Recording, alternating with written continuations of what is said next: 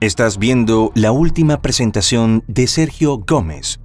Seguramente se da cuando el cantante se subió al escenario en su natal Michoacán y fue ovacionado por las más de 20,000 personas reunidas en el recinto. Jamás se imaginó que sería su último concierto. Con su habitual energía y alegría, el carismático artista ofreció un espectáculo inolvidable. Sin embargo, varios eventos previos al concierto hoy son considerados por muchos como premonitorios.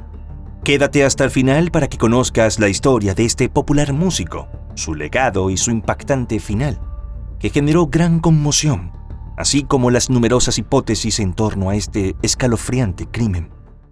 Hola, mi nombre es Levi y antes de empezar con el relato de hoy me gustaría que me contaran desde dónde me están viendo. Me encanta saber hasta dónde llegan estas historias. Tampoco te olvides de dejar tu me gusta y suscribirte a este canal para que podamos seguir creando contenido. Ahora sí, comencemos. Uno de los casos más recordados en la historia de la farándula mexicana ocurrió en 2007 y tuvo como protagonista a Sergio Gómez, fundador y vocalista del grupo Capaz de la Sierra, uno de los grandes exponentes del estilo duranguense. Pero antes de empezar con los hechos, debemos saber quién era este cantante. Paulo Sergio Gómez Sánchez, mejor conocido como Sergio Gómez, nació el 2 de junio de 1973 en Ciudad Hidalgo, Michoacán, México, en el seno de una familia de escasos recursos. Fue el tercero de los 5 hijos del matrimonio conformado por María del Carmen Sánchez y Baldomero Gómez. Pese a las dificultades económicas que marcaron su infancia, Sergio fue descrito como un niño alegre y juguetón. Desde temprana edad mostró gran interés por la música, probablemente influenciado por su padre, ya que Baldomero formaba parte de una agrupación que interpretaba música regional mexicana. Deseoso de seguir los pasos de su padre e incluso de superarlo, convirtiéndose en un artista de renombre, Sergio comenzó a experimentar con distintos géneros, decantándose por los ritmos norteños. Pero al inicio, su carrera musical no resultó todo lo exitosa que él esperaba, y en determinado punto se vio ante la encrucijada de seguir persiguiendo su sueño o conseguir un empleo formal para ayudar a su familia. Entonces, comenzó a presentarse en fiestas privadas y pequeños locales nocturnos. En esa época, su vida dio un giro cuando conoció a Felicitas García, con quien inició un apasionado romance. Pese a su juventud, rápidamente la pareja contrajo matrimonio y formaron una familia. Así, en búsqueda de mejores oportunidades, a inicios de la década de los 90, emigró con su familia a Estados Unidos, específicamente a Illinois, donde existía ya una nutrida comunidad latinoamericana. Sergio trabajó como ingeniero de sonido en un club nocturno, lo que le permitió conectar con músicos locales y agrupaciones del género que tanto le apasionaba. Allí conoció a los músicos Armando Rodríguez y a Rafael Solís. Este encuentro cambió el curso de la vida de Sergio de forma definitiva. Ellos lo invitaron a formar parte de un grupo musical para interpretar versiones de éxitos de grupos ya conocidos. Sin embargo, le propusieron hacerlo de manera diferente, con el estilo musical denominado duranguense, uno de los subgéneros de la música regional mexicana o grupera que fusiona elementos norteños y de tecnobanda, con la incorporación de instrumentos como el saxofón y el teclado electrónico. Sergio no solo aceptó entusiasmado, sino que reunió a varios músicos de diferentes agrupaciones, y así nació Capaz de la Sierra, grupo que rápidamente se ganó el cariño y la admiración de los amantes del duranguense. Como vocalista principal de la banda, líder y productor, Sergio aportó también letras emotivas que hablaban sobre el amor, el desamor y la vida cotidiana, las cuales sonaron primero en estaciones de radio de Chicago. Los temas obtuvieron gran aceptación entre la comunidad mexicana de esa ciudad, y el grupo comenzó a alcanzar éxito. En 2004, la agrupación estrenó su segundo álbum de estudio, titulado Pensando en ti, cuyo primer sencillo, Volveré, era una versión al estilo único de Capaz de la Sierra del tema popularizado por Diego Verdaguer. La grabación fue un éxito rotundo, ocupando los primeros lugares de popularidad en las listas de música tanto en México como en Estados Unidos. La agrupación ofreció conciertos multitudinarios, llenando estadios en ambos países. donde el público disfrutaba del característico baile conocido como pasito duranguense. Para ese entonces, una oleada de violencia del crimen organizado aterrorizaba muchas partes de México e infundía temor en el corazón de la industria del entretenimiento con los asesinatos de varios músicos populares. Para muchos, los atentados contra grupos musicales y cantantes del género regional mexicano se encontraban fuertemente relacionados con el narcotráfico. En 2006, Capaz de la Sierra se pronunció ante el asesinato del cantante Valentín Elizalde. Sergio reforzó la idea de que la banda no era un grupo conflictivo y que ni siquiera habían buscado más personal de seguridad, por lo que seguían trabajando con normalidad. Capaz de la Sierra continuó con su agenda artística de presentaciones, conciertos y publicando nuevo material discográfico. Pero con la fama y el dinero llegaron los problemas. Con un estilo enérgico y una voz que definía al duranguense, Sergio era indiscutiblemente el rostro visible de la banda. Según los reportes, el cantante se rodeó de personas que ejercieron en él cierta influencia y comenzó a distanciarse de sus compañeros. Sergio, quien vivía con su familia entre Indiana y México, se vestía diferente al resto del grupo, y cuando viajaban a un concierto lo hacían en vehículos aparte. Además, empezó a planear una carrera solista. Quienes lo conocían notaron un cambio drástico en su trato hacia el equipo, aunque sobre el escenario siguió siendo el mismo de siempre. Las diferencias y fricciones llevaron a lo inevitable: la disolución de Capaz de la Sierra. Sergio buscó su propio rumbo contratando a otros músicos y estableció una nueva formación de banda, con él como líder y voz principal. Esto llevó a más roces con sus antiguos compañeros y a una compleja y prolongada batalla legal de demandas por el nombre de la agrupación y el derecho sobre su repertorio.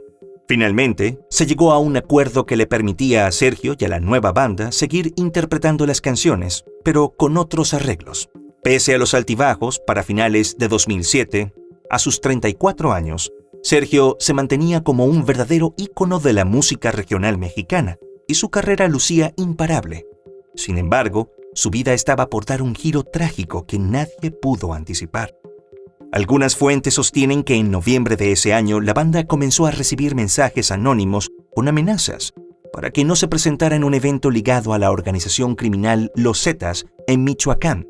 Pero, al parecer, Sergio decidió ignorar las advertencias, o al menos eso es lo que afirman algunas versiones. Además, los compañeros del cantante le habían dicho que fuese más cauteloso, pues una joven los había estado siguiendo durante sus últimas presentaciones y se mantenía demasiado cerca de Sergio. Pero, una vez más, él optó por restarle importancia a los consejos de sus allegados, pues consideraba que se trataba de una fan más y que su cercanía no representaba peligro alguno. No obstante, algunos afirman que en realidad había algo más entre el artista y la misteriosa mujer. Así las cosas, la banda planificó un concierto en Michoacán para el 1 de diciembre de ese año. No obstante, pocos días antes del espectáculo, Sergio recibió una nueva y escalofriante advertencia: no tocar en ese estado, pues de lo contrario, debería enfrentar serias consecuencias. Aunque decidió ignorar la amenaza, por prevención contrató seguridad adicional durante el espectáculo. Pero esta vez, quienes lo conocían notaron algo diferente en él. Sergio mostraba cierto nerviosismo y de hecho les expresó su preocupación a sus compañeros. Esa noche, más de 20,000 personas se dieron cita en el estadio para disfrutar de los grandes éxitos de la legendaria banda. El grupo ofreció una vibrante actuación que dejó complacidos a todos sus seguidores. Luego de varias horas de música, Sergio se despidió, prometiéndole a sus fanáticos volver a tocar algún día en Michoacán, sin sospechar que el destino le tenía preparado otros planes. Ya alrededor de las 3 de la madrugada del domingo 2 de diciembre, los artistas comenzaron a abandonar el lugar. Sergio y sus compañeros se marcharon a eso de las 3:30. Iban divididos en 3 camionetas y salieron con dirección a Puerto Vallarta, donde tenían pautado un concierto, por lo que podrían descansar en el trayecto. El cantante viajaba en uno de los vehículos, acompañado por su chofer y 2 ejecutivos de la industria, Javier Rivera y Víctor Hugo Sánchez. El resto del equipo se distribuyó en los 2 restantes. Todo parecía normal hasta que, en determinado punto de la carretera, notaron que eran seguidos de cerca por un convoy de al menos 10 camionetas. En cuestión de minutos los alcanzaron y los interceptaron. Según algunos reportes, sujetos fuertemente armados revisaron cada vehículo hasta que encontraron en el que viajaba Sergio. Enseguida obligaron al cantante y a sus compañeros a descender y lo subieron por la fuerza en otro auto, dejando ir al resto del equipo. Horas después, los dos empresarios fueron dejados en libertad, pero los delincuentes retuvieron a Sergio. En ese punto hay versiones contradictorias, pues algunas sostienen que los integrantes de Capaz de la Sierra optaron por mantener los hechos en secreto, mientras que otras afirman que un miembro del equipo fue quien dio aviso a la policía. La banda quería llevar todo en la más absoluta privacidad, pero pronto la noticia se filtró, pues los músicos no se presentaron a la rueda de prensa que tenían prevista y tampoco lo hicieron al concierto que tenían agendado en Puerto Vallarta. En medio de la confusión comenzó su búsqueda y también la intensa cobertura mediática. Según declaraciones, la familia se enteró del incidente a través de los medios, por lo que de inmediato denunciaron la desaparición del cantante ante la entonces Procuraduría General de la República. Aunque las autoridades iniciaron la investigación, con cada hora que pasaba, sin pistas, el panorama se hacía más desalentador, hasta que el lunes 3 de diciembre de 2007, un hallazgo acabó de golpe con todas las esperanzas de la familia, los amigos, los fanáticos y los compañeros de Sergio. Lastimosamente, poco antes del mediodía, se informó que el cuerpo de Sergio fue localizado en el costado de una carretera. La identificación se dio gracias a un tatuaje que tenía en el brazo izquierdo y a que sus compañeros de la banda reconocieron la ropa que llevaba puesta. Según los primeros informes, Sergio fue severamente golpeado y presentaba contusiones y hematomas en el pecho y el abdomen. Su rostro estaba tan inflamado que era casi irreconocible. Además, tenía quemaduras químicas y signos de asfixia.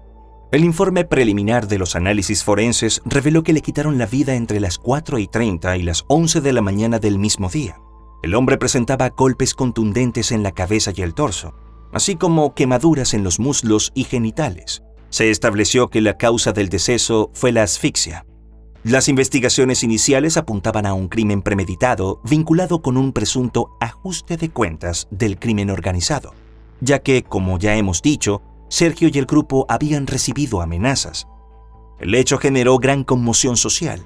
Cientos de personas se congregaron en Ciudad Hidalgo, Michoacán, tierra natal del cantante, para llorar su partida, en tanto que unos 200 fanáticos más se congregaron en la Ciudad de México, donde fue trasladado su cuerpo. La idea de la familia era que Sergio fuese despedido en México y sepultado en Indianápolis.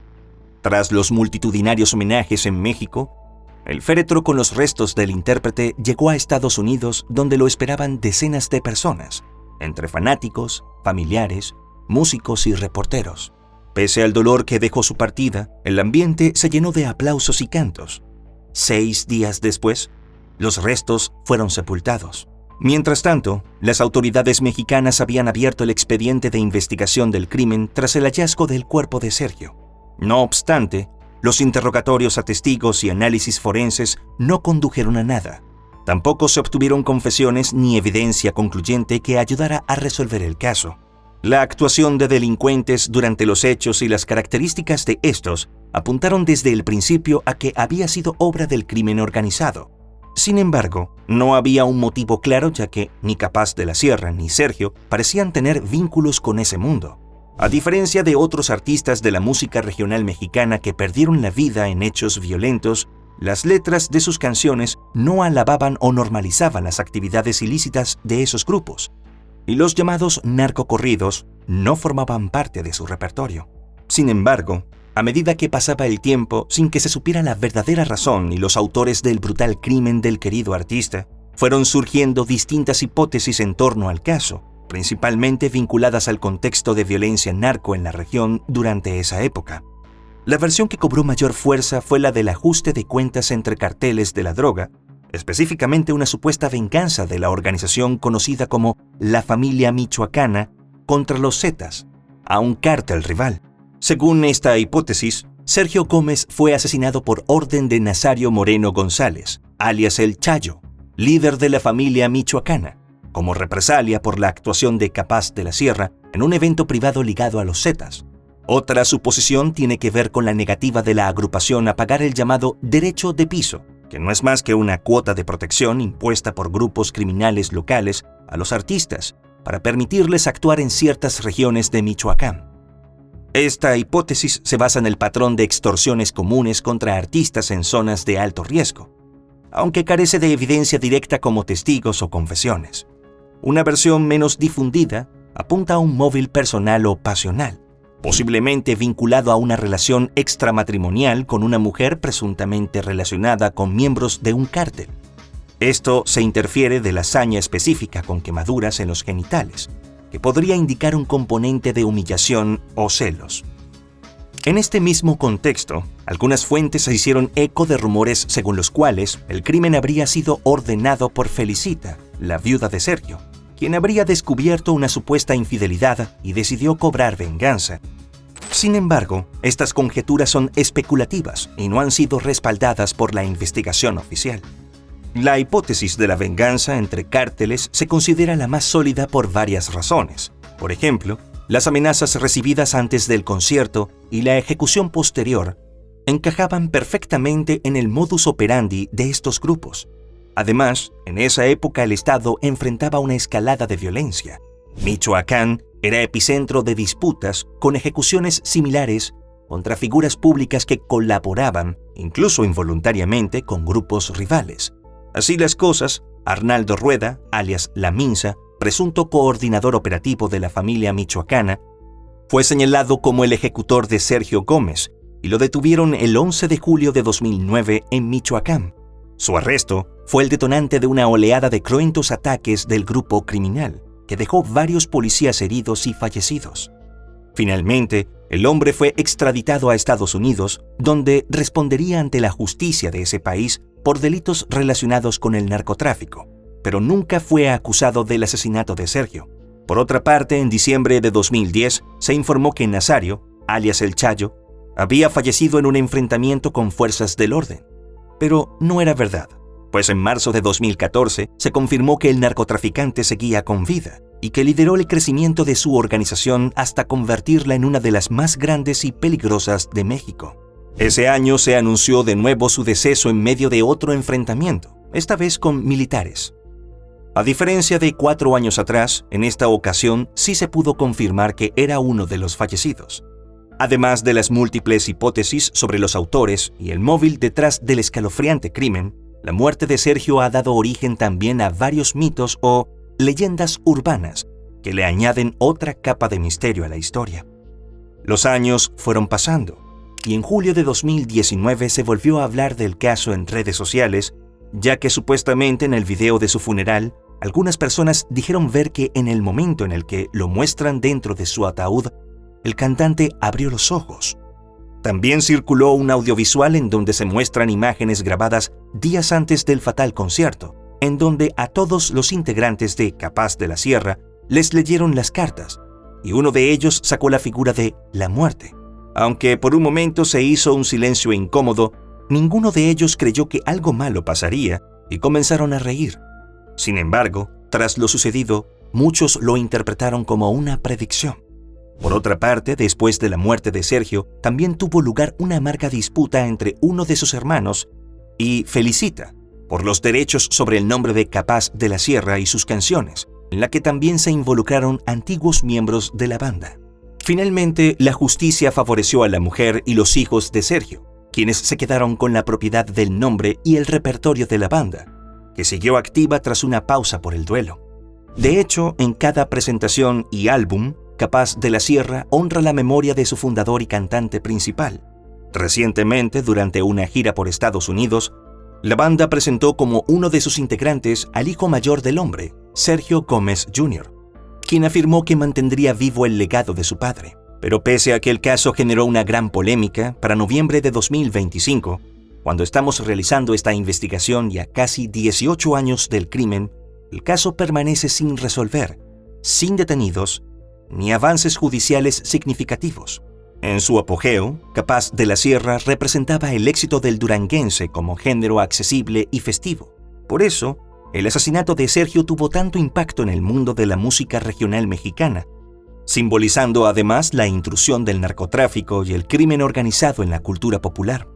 Por otra parte, la trágica historia inspiró documentales, canciones tributo y mitos, como los videos virales que hemos mencionado, además de que reforzó la narrativa de que la cultura narco en la música, donde géneros como los corridos glorifican o victimizan a artistas, afianzando la percepción global de México como territorio violento. Más allá de la pérdida personal, su legado perdura en la música de Capaz de la Sierra, como recordatorio de la vulnerabilidad de los artistas en zonas conflictivas y como un llamado a tomar acciones para que la música siga siendo refugio, no blanco de la violencia.